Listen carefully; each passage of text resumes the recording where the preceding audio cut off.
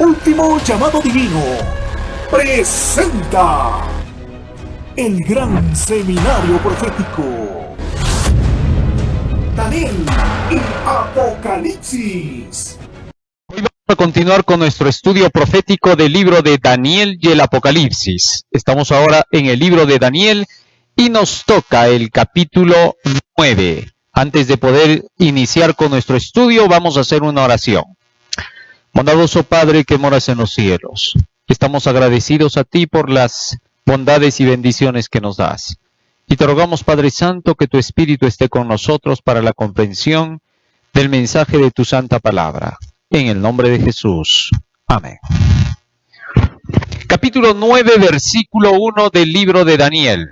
Dice la Escritura: en el año primero de Darío, hijo de Asuero, de la nación de los Medos, que vino a ser rey sobre el reino de los caldeos. En el año primero de su reinado, yo, Daniel, miré atentamente en los libros el número de los años de que habló Jehová al profeta Jeremías, que habían de cumplirse las desolaciones de Jerusalén en 70 años. En principio, cuando se hace mención del año primero de Darío, estamos hablando del año 539, cuando Babilonia fue invadida por Darío el Grande, juntamente con su sobrino Ciro. Así que entonces fue en ese tiempo en que tuvo esta visión el profeta Daniel.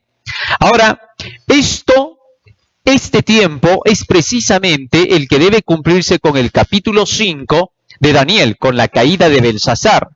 Pero eso lo vamos a dejar para nuestro siguiente tema, para poder estudiar cómo fue la caída de Babilonia en ese tiempo.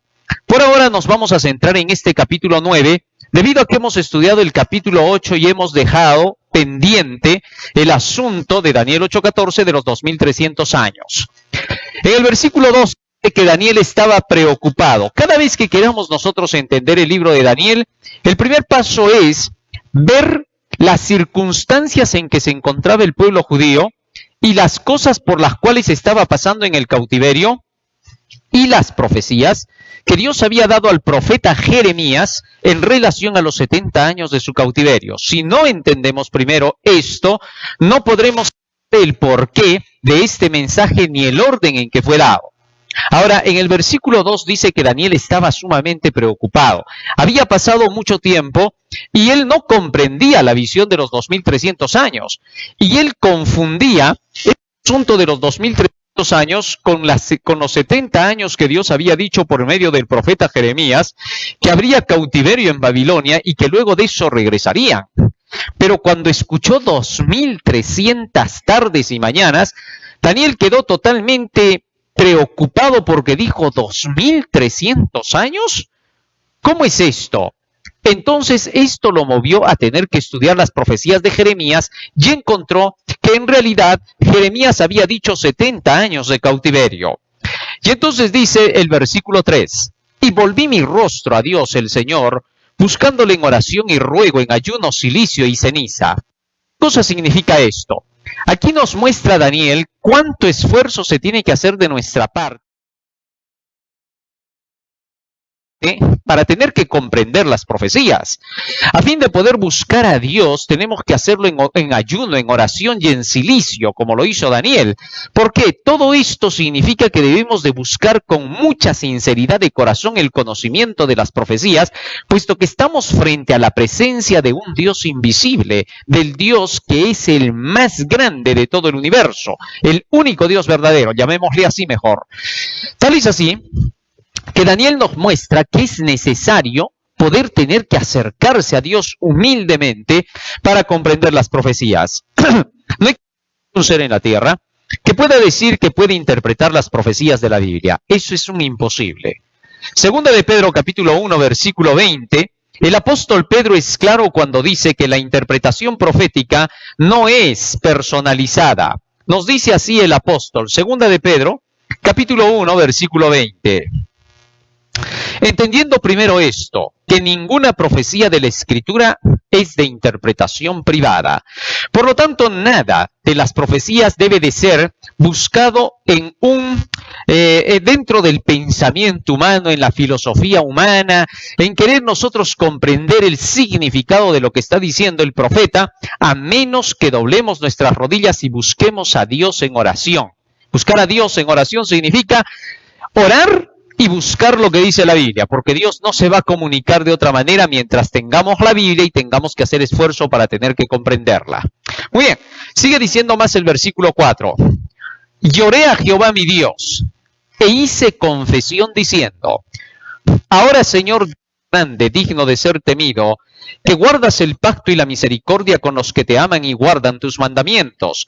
Hemos pecado, hemos cometido iniquidad, hemos hecho impíamente y hemos sido rebeldes, y nos hemos apartado de tus mandamientos y de tus ordenanzas. No hemos obedecido a tus siervos los profetas, que en tu nombre hablaron a nuestros reyes, a nuestros príncipes, a nuestros padres y a todo el pueblo de la tierra. Daniel estaba conociendo que junto con todo su pueblo no habían hecho exactamente lo que Dios había pedido. Dios había pedido varias cosas para que su pueblo tuviera que permanecer firme. Una era apartarse por completo de la idolatría, pero el pueblo había fallado. Desde los días de Salomón se habían mezclado con Baal, con su adoración, con sus prácticas, y por esas razones ahora Daniel decía, estamos nosotros seguros de que esos pecados que hemos cometido, el habernos apartado de los principios, de la fidelidad a los mandamientos de Dios e irnos tras la idolatría y los Baales, eso nos ha traído como consecuencia todo esto. Y ahora, una vez que Daniel hace toda su confesión, que derrama todos sus ruegos, porque esta es una oración que debemos nosotros repasarla constantemente, donde él reconoce que no hicieron caso de la voz de sus siervos los profetas, es decir, no estaban siguiendo las profecías y por esa razón ellos estaban ahora cautivos. Más aún dice, hemos dejado tus leyes, es decir, las profecías y la ley siempre están juntas. Y esto es lo que se había dejado. Pasaba que en el pueblo de Israel no se estaba predicando la profecía y la ley. Se habían rebelado, porque el profeta Daniel está siendo claro cuando dice aquí, volví, dice, mi rostro a Jehová y le dije, hemos sido rebeldes y nos hemos apartado de tus mandamientos y de tus ordenanzas. Ahora, cuando vamos al libro de Isaías, capítulo 30, versículo 9 hasta el 11, el profeta Isaías aclara qué cosa significa ser rebeldes a los mandamientos de Dios y a las profecías. Vamos a ver qué cosa dice acá. Debido a eso es que el pueblo estaba prácticamente en cautiverio. De hecho, esto es una lección para nosotros como pueblo adventista del séptimo día, porque somos el pueblo que se supone somos el residuo que lleva los mandamientos de Dios y el testimonio de Jesucristo. Pero si dejamos esto de lado y si empezamos a decir, no, muy duras son las profecías, asustan a la gente, da miedo hablar más de amor, hay que presentar un Cristo sonriente, no un Cristo que sea tan duro, parece que estuviese renegando cuando predicamos el Evangelio. Si vamos a ser rebeldes y vamos a decir esas palabras, entonces estaríamos en las mismas condiciones de este pueblo que se fue cautivo en Babilonia. Y debemos tener cuidado. Satanás por todos los medios busca que la iglesia siempre caiga. En tiempos de nuestros pioneros trataba de decir que nuestra iglesia era Babilonia, haciendo pensar que la iglesia ya estaba caída. Ahora su propósito es tratar de llevarnos a lo mismo. Si nosotros hacemos caso de los falsos predicadores que están dentro de nuestra iglesia y que andan diciendo, ¿cómo vas a predicar el tercer ángel? ¿Cómo vas a hacer eso? Ya la reventaste. Entonces estaríamos en la misma rebelión. Ese tipo de gentes nos están queriendo llevar de nuevo a Babilonia. No hay que permitírselo. Como pueblo adventista del séptimo día, predicamos la ley y los profetas, lo que siempre el Señor enseñó. Tenemos el espíritu de profecía, tenemos nuestras Biblias y la apostasía alfa no nos va a derrotar. La apostasía alfa se caracteriza por todos los ministros, pastores, dirigentes y laicos que se están levantando dentro de nuestra iglesia para rebelarse contra la predicación de Daniel y Apocalipsis, el mensaje de los tres ángeles. Donde quiera que tú escuches a alguien que diga que los mensajes de los tres ángeles, Daniel o Apocalipsis, son muy exagerados, ya es apostasía omega. Tenemos que contrarrestarla hasta que quede totalmente derrumbada y sacada de nuestras filas. No puede permitirse a la apostasía omega. Ya estábamos advertidos que eso pasaría. Pero bien, lo mismo estaba ocurriendo en tiempos de Daniel. Y ahora Daniel confesaba toda esa rebelión. Dice Isaías capítulo 30, versículo 9 hasta el 11, lo siguiente. Porque este pueblo es rebelde. Ahí está el término que estamos buscando. Rebelde. Daniel dijo, hemos sido rebeldes.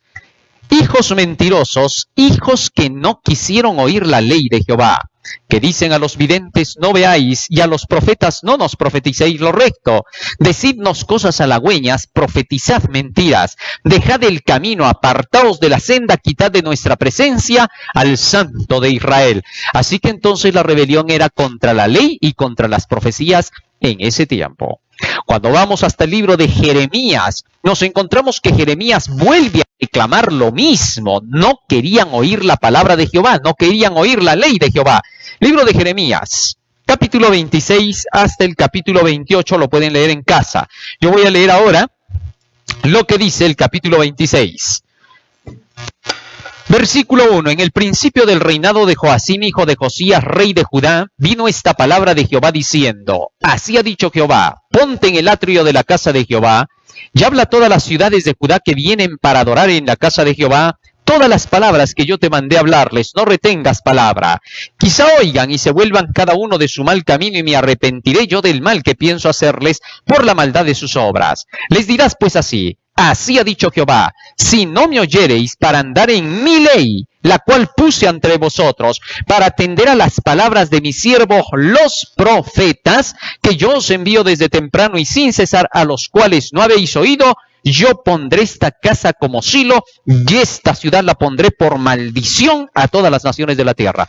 Fíjate lo que dice, es el mismo reclamo que se hace en el libro de Isaías. Dejaron la ley, dejaron la profecía. Ahora también Dios les dice, han dejado mi ley y han dejado de oír a la voz de mis profetas.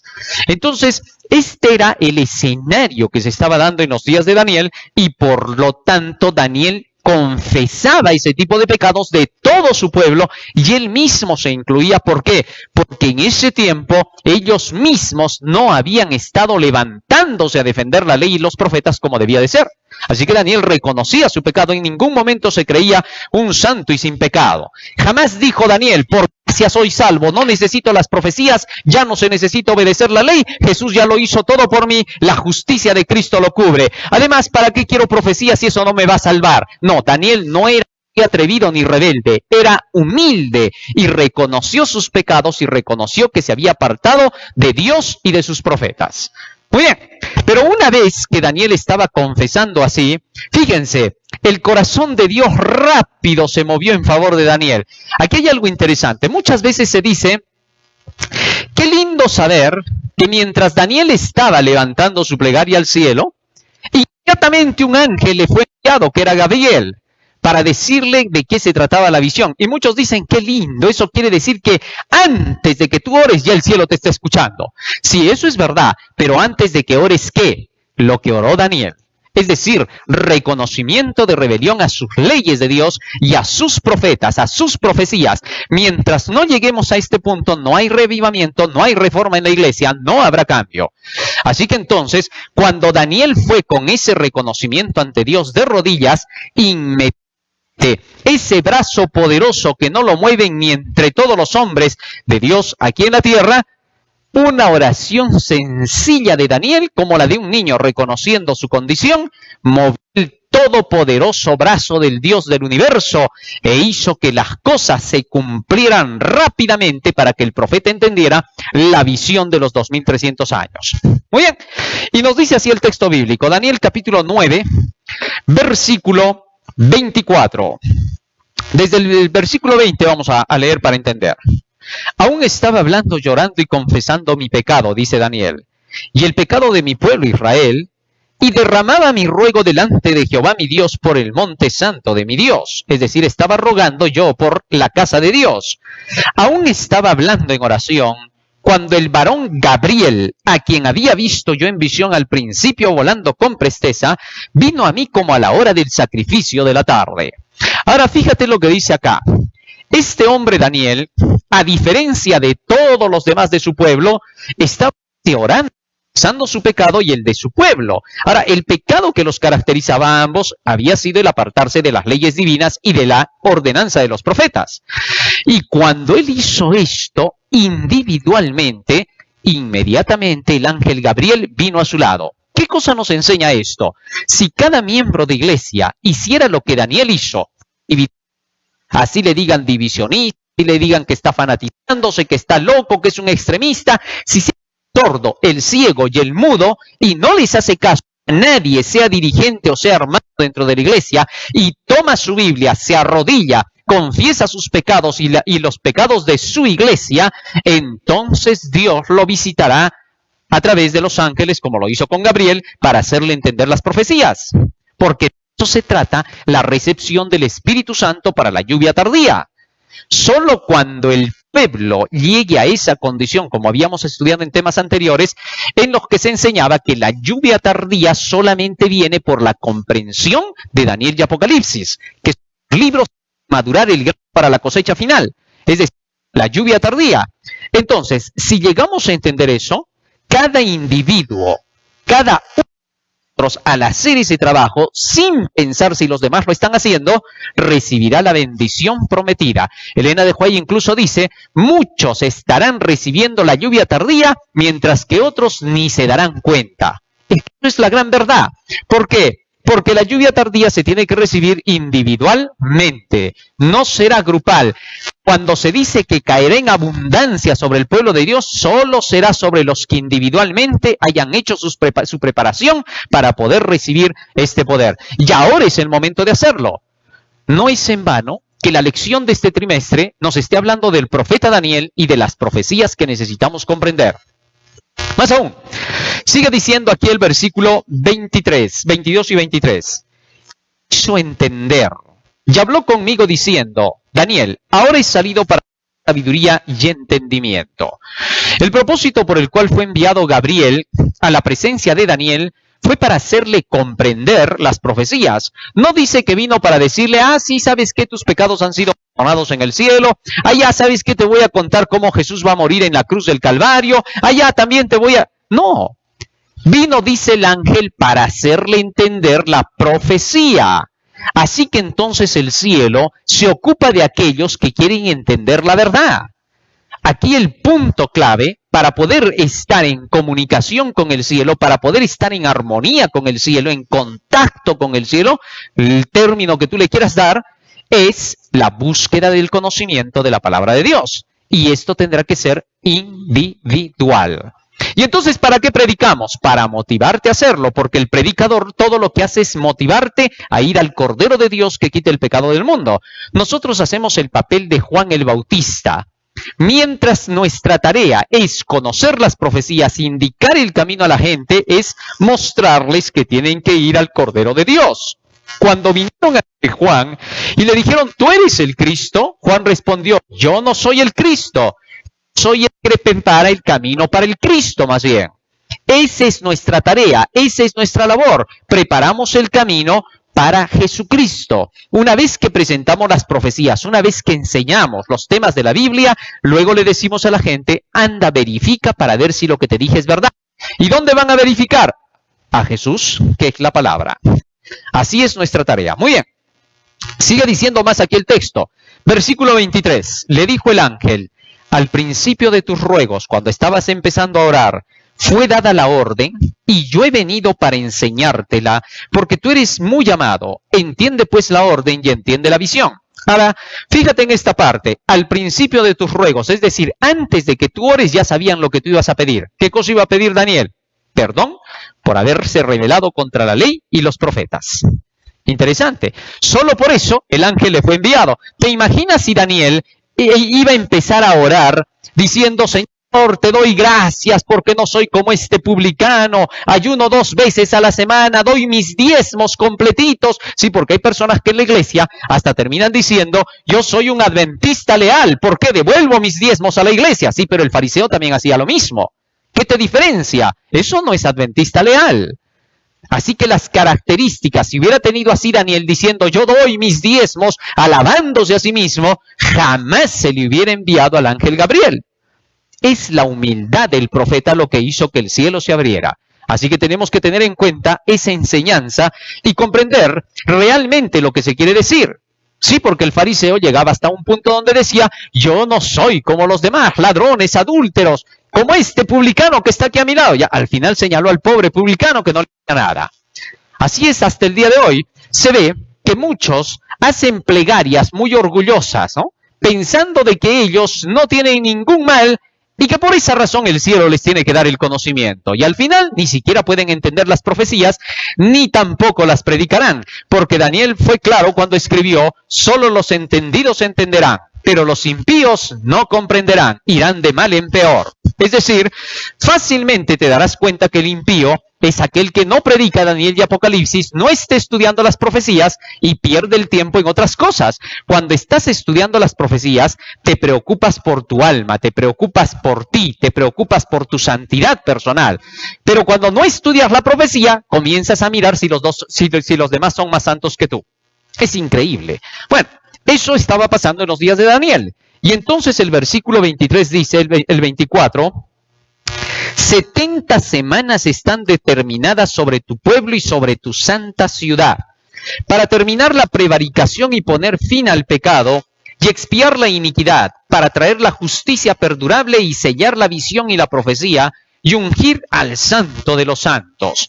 Ahora el ángel comenzó a explicar a Daniel directamente, sin más preámbulos. El ángel fue claro, he venido al principio de tus ruegos, mi misión es hacerte entender la visión, así que no vamos a perder el tiempo en más. No vino a decirle el ángel, sí, pues, oye, tú tremendo pecador, inmundo sucio, tu pueblo... Nada de eso, eso ya estaba más que sobreentendido y ya estaba reconocido. Ahora el ángel vino a dar una respuesta directa al profeta. Había un problema. ¿Cuál era el problema? El problema era confusión de las 70 semanas con los 70 años. Entonces, la explicación de las 70 semanas estaba en relación con los 2300 años, porque le dijo, 70 semanas están determinadas, es decir, separadas, ¿de qué? Acá no le dice de qué. Así que lo único que encontramos antes de eso son los 2300 años, y de los cuales Daniel dijo que estaba preocupado y quedó quebrantado. Y cuando entramos al capítulo 9 dice que sigue preocupado y por eso oró, para poder comprender la visión. ¿Qué visión? Cuando hacemos el retroceso solo encontramos la visión del capítulo 8. Así que por todas esas pruebas está más que claro que estas 70 semanas deben de ser separadas de los 2300 años. Ahora bien, una vez que le dice el ángel, 70 semanas están determinadas sobre tu pueblo, es decir, están solamente separadas para tu pueblo, determinadas solo para los judíos. ¿De qué cosa? ¿Qué cosa iba a pasar? Sigue diciendo ahí el texto, sobre tu pueblo y sobre tu santa ciudad, para terminar la prevaricación y poner fin al pecado. ¿Qué cosa significa la prevaricación? Prevaricación solamente se cumple cuando los magistrados, los que legislan, los que tienen en sus manos el hacer cumplir las leyes, ellos mismos dejan de cumplirlas haciéndose leyes injustas para poder transgredir las leyes correctas. Bueno, eso se llama prevaricato, prevaricación. Que los mismos magistrados que deben defender las leyes sean los que las pisotean y encima creen leyes injustas. Eso precisamente hicieron en tiempos de Isaías y en tiempos de Jesucristo. Jesús les llamó, o mejor dicho, el profeta Isaías les llamó a los de su tiempo prevaricadores. Fíjense lo que dice el libro de Isaías para que tengamos la idea de prevaricación. La Biblia explica todo. Así que si tú vas al diccionario vas a encontrar la misma respuesta en cuanto a lo que es prevaricación. Capítulo 1 de Isaías, versículo 23 dice, tus príncipes prevaricadores y compañeros de ladrones, todos aman el soborno, van tras las recompensas, no hacen justicia al huérfano, ni llega a ellos la causa de la viuda. Así que entonces el Señor le llamaba prevaricadores a los príncipes, a los gobernantes, a los dirigentes del pueblo del Señor del tiempo de Isaías. Y Jesús habló de esa ocasión, nos dice en el libro de San Marcos, en el capítulo 7, del tiempo de Isaías, lo mismo. Fíjense lo que dice acá. San Marcos 7:6. Respondiendo Jesús les dijo, hipócritas, bien profetizó de vosotros Isaías como está escrito. Así que estaba citando al profeta Isaías Jesús, y estaba diciendo cuál era su profecía. este pueblo de labios me honra, pero su corazón está lejos de mí, pues en vano me honran enseñando como doctrina mandamientos de hombres, porque dejando el mandamiento de Dios os aferráis a la tradición. Estos se habían hecho sus propias tradiciones, y a eso se le llama prevaricación en la Biblia. ¿Por qué?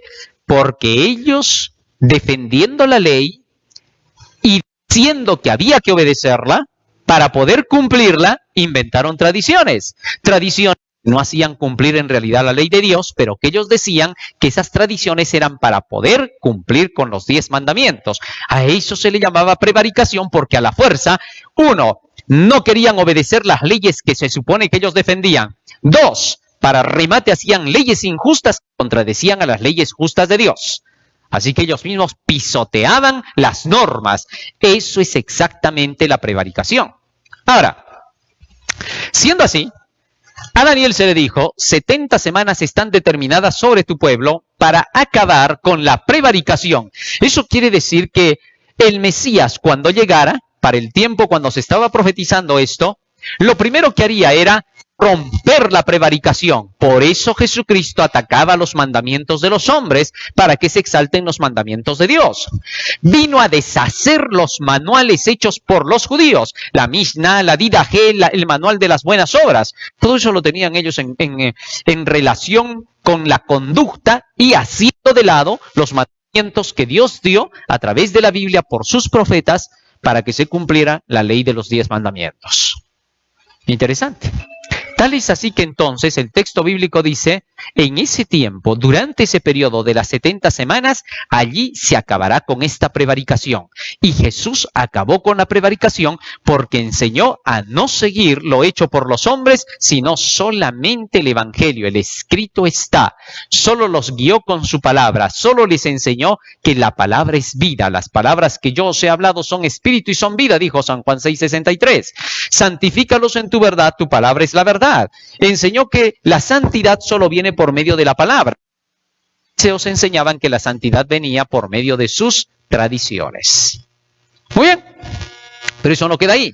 Daniel capítulo 9 continúa diciendo qué cosa más pasaría durante el periodo de las 70 semanas. Nos dice así: se expiará la iniquidad y se traerá la justicia perdurable. Se iba a expiar la iniquidad con la muerte de Jesucristo en la cruz del Calvario para el perdón de nuestros pecados.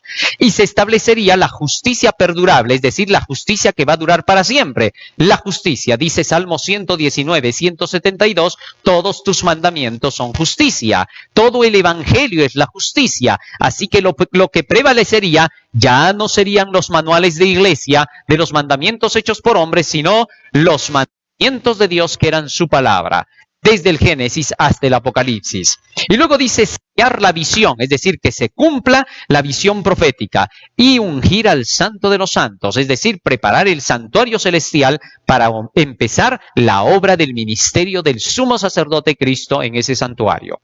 Versículo 25. Ahora da el comienzo para ese tiempo y para que se cumplan estos eventos. Sabe pues y entiende que desde la salida de la orden para restaurar y edificar a Jerusalén hasta el Mesías príncipe, habrán 7 semanas y 62 semanas. Ahora, aquí nuevamente regresamos a los símbolos. 70 semanas. 70 semanas equivalen a 490 días. Ya hemos leído que en profecía los días se cuentan como años. Entonces, lo que estaría diciendo acá el ángel es 490 días, día por año, 490 años están separados especialmente para el pueblo judío. Seguirán siendo el pueblo del Señor y en esos 490 años los eventos que ocurrirán solo estarán en relación con la nación judía. Qué interesante. Pero eso no queda ahí. Sigue diciendo más. Sabe pues y entiende que desde la salida de la orden para restaurar y edificar a Jerusalén. Cuando nosotros vamos a Esdras capítulo 7, allí nosotros encontramos el tiempo cuando se dio la orden para restaurar la construcción de Jerusalén y el templo. No olvidemos que en los días de Esdras y Nehemías se reconstruyó tanto el templo como el muro. Y el templo fue en tiempos de Esdras, mientras que la reconstrucción de toda Jerusalén fue en tiempos de Nehemías, con el muro de Jerusalén. Pero ahora vamos al tiempo del permiso. Esdras capítulo 7. Versículo 12 dice: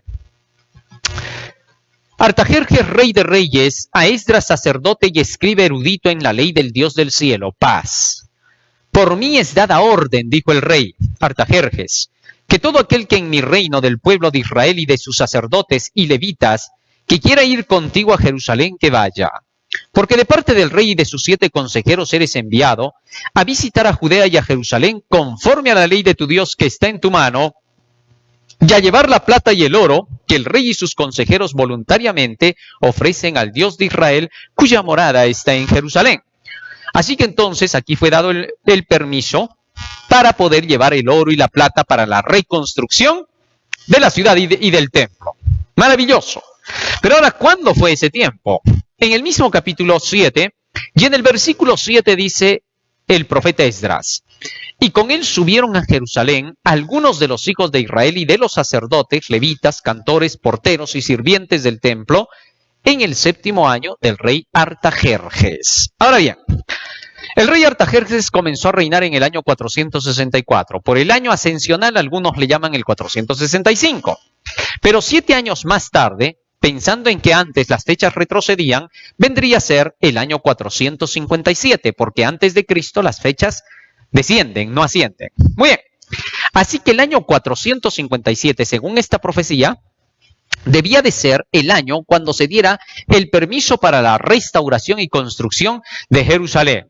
En efecto, fue en esa fecha cuando comenzó el conteo de esta profecía de las 70 semanas y, por lo tanto, si estas estaban cortadas de los 2300 años, es también el inicio de la profecía de los 2300 años. Muy bien. Ahora, teniendo en cuenta eso, regresamos nuevamente a Daniel y ya tenemos la fecha de partida. ¿Y qué cosa se le dijo a Daniel? Sabe pues y entiende, versículo 25, Daniel 9, que desde la salida de la orden para restaurar y edificar a Jerusalén hasta el Mesías príncipe habrán 7 semanas y 62 semanas. ¿Cuánto es 7 más 62? 69. Así que entonces, si contamos por días, nos daría un total de 483 días esta multiplicación. Así que 483 días por año pasarían desde la orden de restaurar a Jerusalén desde el año 457, contando 483 años, llegamos hasta el año 26 después de Cristo. Pero como hay un año que siempre se pierde al pasar de la era antes de Cristo a la era después de Cristo, le sumamos ese año, llamado el año 0, el año 27. Así que entonces estaríamos contando desde el año 457 hasta el Mesías, 483 años, año 27 de la era cristiana. Ahora bien, la palabra Mesías deriva del término Christos, que significa ungido, ¿correcto? Tal es así que lo que se estaba diciendo es que cuando aparezca el ungido, sería el año 27 de la era cristiana. Nuestro Señor Jesucristo se bautizó y debía de haberse bautizado para el año 27. Vamos a ver si eso es correcto. Libro de San Lucas, capítulo 3, versículo 21 hasta el 23. San Lucas, capítulo 3, versículo 21 hasta el 23. ¿Qué dice allí la Escritura? Dice así: aconteció que cuando todo el pueblo se bautizaba, también Jesús fue bautizado. Llorando el cielo se abrió, y descendió el Espíritu Santo sobre él en forma corporal como paloma, y vino una voz del cielo que decía: tú eres mi Hijo amado, y en ti tengo complacencia. Y Jesús mismo, al comenzar su ministerio, era como de 30 años, hijo según se creía de José, hijo de Elí. ¿Cuántos años dice que tenía Cristo cuando fue ungido del Espíritu Santo? 30 años. Ahora, cuando es ungido del Espíritu Santo, Jesucristo desde ese momento se llama el Mesías, es decir, el ungido. No se puede decir antes de eso. Jesús no podía ser llamado el Mesías antes de los 30 años porque solo fue ungido en ocasión de su bautismo. Por lo tanto, entonces cuando dice que aparecería el Mesías, tuvo que ser para el tiempo de su bautismo. Ahora, como dice que Jesús tenía 30 años el tiempo que se bautizó, lo que necesitamos saber es por qué no coincide con el año 0. Si Cristo nació en el año 0, como se ha pensado, debería de tener 30 años para el año 30 y no para el 27. Bueno, sencillo, es porque se acomodó la historia y se le después de Cristo, teo solamente registro, como para que podamos nada más ubicarnos en la historia, porque en realidad Jesucristo no nació en el año 0, sino nació cuando Herodes el Grande estaba vivo, porque Herodes el Grande mandó matar a los niños menores de 2 años.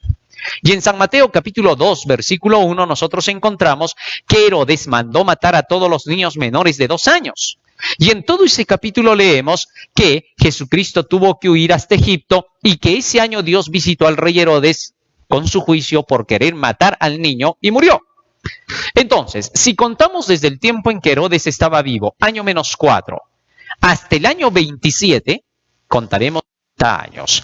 Del año 4 al año 3, 1 año. Del año 3 al año 2, 2 años. Del año 2 al año 1, 3 años.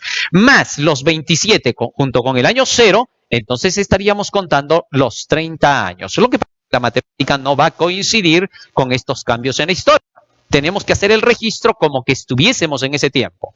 Muy bien, sacando así estas conclusiones, Jesús tenía 30 años para el año 27 de la era cristiana y fue el año en que se bautizó, exactamente tal como lo decía la profecía, y ese año 27 se llamó el Mesías. Muy bien, ya está clara esa parte y nos vamos otra vez a Daniel capítulo 9. Daniel capítulo 9, sigue diciendo la Escritura. Versículo 26. Y después de las 62 semanas, no dice después de las 7 semanas y 62, sino después de las 62. Es decir, para cuando ya se cumple que Jesús es el Mesías. Después de las 62 semanas, se quitará la vida al Mesías, pero no por sí. Ahora bien, pasadas las 62 semanas, pasado el año 27 de la era cristiana, después del bautismo de Cristo, en cualquier momento después de eso se le quitaría la vida al Mesías, y no por haber hecho alguna fechoría a él ni por ser malhechor, sino por no por sí, sino por el mundo entero, por cargar los pecados de toda la humanidad. Y así se cumplió para el año 31 la muerte de nuestro Señor Jesucristo, asesinado por nuestros pecados. Más aún sigue diciendo el texto bíblico. Y el pueblo de un príncipe que ha de venir destruirá la ciudad y el santuario, y su fin será con inundación, y hasta el fin de la guerra durarán las devastaciones. Bueno, esto se cumplió cuando Tito, el emperador romano, ¿qué cosa hizo? En el año 70 invade Jerusalén, destruye el templo de Jerusalén hasta el punto en que los soldados, para poderse sacar el oro, destrozaron piedra por piedra, tal como Jesús había dicho, ¿no? En San Mateo capítulo 24, Jesús había dicho que de ese templo no quedaría piedra sobre piedra que no sea removida. Y en efecto, eso fue lo que ocurrió, porque no quedó piedra sobre piedra, ya que los soldados, para sacar el oro, tuvieron que pelar las piedras. Pero no solamente eso. Sigue diciendo el verso 27, y por otra semana, ¿se acuerdan que contado 7 más 62 semanas, que eran 69, 483 años hasta el Mesías, hasta que Cristo se bautizó? Pero nos quedaba una semana. La última semana comprende 7 días, que son 7 años, desde el año 27 hasta el año 34 después de Cristo. ¿Qué sucedió en ese año? Aquí dice el texto: por otra semana confirmará el pacto con muchos, y a la mitad de la semana hará cesar el sacrificio y la ofrenda. Durante esos 7 años Jesucristo confirmaría el pacto. El pacto desde la antigüedad. Deuteronomio capítulo 4, versículo 13 dice que el pacto son los 10 mandamientos. Y el nuevo pacto que se iba a celebrar estaría confirmado por la sangre de Jesucristo. Cristo dijo en San Mateo capítulo 26 que la sangre del nuevo pacto, que estaba representada por el vino que iban a tomar él con los discípulos, era la representación del nuevo pacto que se estaba haciendo. ¿De qué se trataba el nuevo pacto? No es nuestro tema ahora, pero tenemos una idea clara. ¿Cómo es esto? Resulta que Dios había hecho un pacto con su pueblo. Cuando falló Israel en el primer pacto y Moisés lo rompió, se tuvo que renovar el pacto para que se entendiera que éste iba a ser ratificado con la sangre de Cristo. ¿Cómo se lo renovó? Un pacto en el cual Dios decía que había que obedecer los 10 mandamientos, pero esta vez por la sangre de Cristo para el perdón de los pecados y la transformación de la vida de la persona. Así que entonces este nuevo pacto se hizo con mejores promesas. Mientras en el primer pacto tenías que obedecer los 10 mandamientos sí o sí, y si cometías un error perdías todo, morías, ya no tenías salvación. En el segundo pacto tienes que obedecer los 10 mandamientos sí o sí. solamente que si cometieras errores, por tu humanidad, puedes pedir el perdón de tus pecados y por la sangre de Cristo ser expiado y luego santificado y transformado por la obediencia a su palabra. Muy bien. Entonces Jesucristo, con su muerte en la cruz del Calvario, vino a sellar ese pacto. Y por eso dice, confirmará el pacto con muchos. Y los apóstoles por eso salieron predicando la ley que tenía que ser obedecida por medio de la sangre de Cristo. Romanos 3:31, el apóstol Pablo dice claramente, ¿acaso por la fe invalidamos la ley? ¿Acaso por el sacrificio de la sangre de Cristo para el perdón de los pecados invalidamos la ley? En ninguna manera, más bien con eso confirmamos la ley. En Primera de Juan, capítulo 3, versículo 22, el apóstol Juan dijo, si hacemos y guardamos los mandamientos de Dios como Él nos pide, Él oye todo lo que le pidamos. Así que entonces, los mandamientos de Dios seguían en el nuevo pacto. En el libro de Hebreos, capítulo 10, versículo 16, el apóstol Pablo vuelve a repetir lo mismo. Este es el nuevo pacto que haré con vosotros. Pondré mis leyes en sus corazones y en sus mentes las escribiré. Así que entonces nuestro Señor Jesucristo lo que hizo fue confirmar el pacto durante ese periodo de 7 años, pueblo judío. Pero cuando llegue el año 34, entonces acaba toda la oportunidad para los judíos.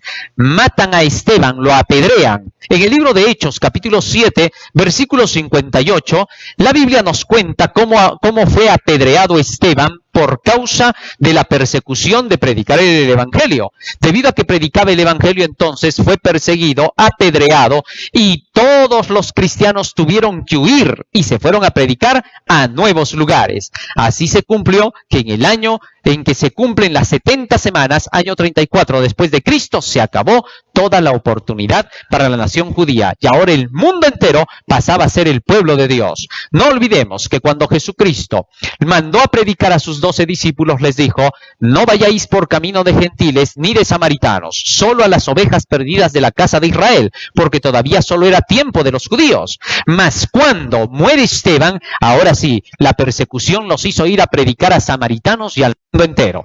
Asimismo, esta es una comparación final que se hace con el pueblo de Dios. El pueblo de Dios adventista del séptimo día ahora tiene que ser predicado el mensaje de los 3 ángeles en cada iglesia adventista. Así los pastores, dirigentes o hermanos se opongan y digan, no prediques divisionismo, separatismo, hasta el ciego y el mudo, porque ahora es el tiempo del pueblo. Cuando salga el decreto dominical, al igual que la muerte de Esteban, entonces habrá terminado la oportunidad para el pueblo de Dios. Y ahora el evangelio solo será para el mundo. Eso no significa que ahora no predicamos para el mundo. Ahora estamos predicando para todos, pero le damos importancia al pueblo del Señor antes de que sea demasiado tarde. Que Dios quiera que hayamos podido comprender esta maravillosa profecía del capítulo 9 de Daniel. Dios te bendiga. Que vamos a hacer una oración para poder terminar de estudiar esta parte de la palabra de Dios. Bondadoso Padre que moras en los cielos, estamos agradecidos a ti por las benditas palabras de tu profecía. Te rogamos que nos ayudes a ponerlas por obra. En el nombre de Jesús. Amén. Ahora ya llegó la gran oportunidad que todos esperaban. El tiempo de participar del estudio más completo. Absolutamente todo. Último Llamado Divino presenta el gran seminario profético Daniel y Apocalipsis, en una gran transmisión a través de las redes sociales, Facebook, El Último Llamado Divino, en YouTube, El Último Llamado Divino, y la Asociación de Universitarios Adventistas, AUA. Asimismo, en el canal 23, por el programa de mayor sintonía, Magazine de Buena Fuente, y en Radio Líder 98.7 FM 1240 AM de 5 a 6 de la tarde. El gran seminario profético Daniel y Apocalipsis, el más impactante desarrollo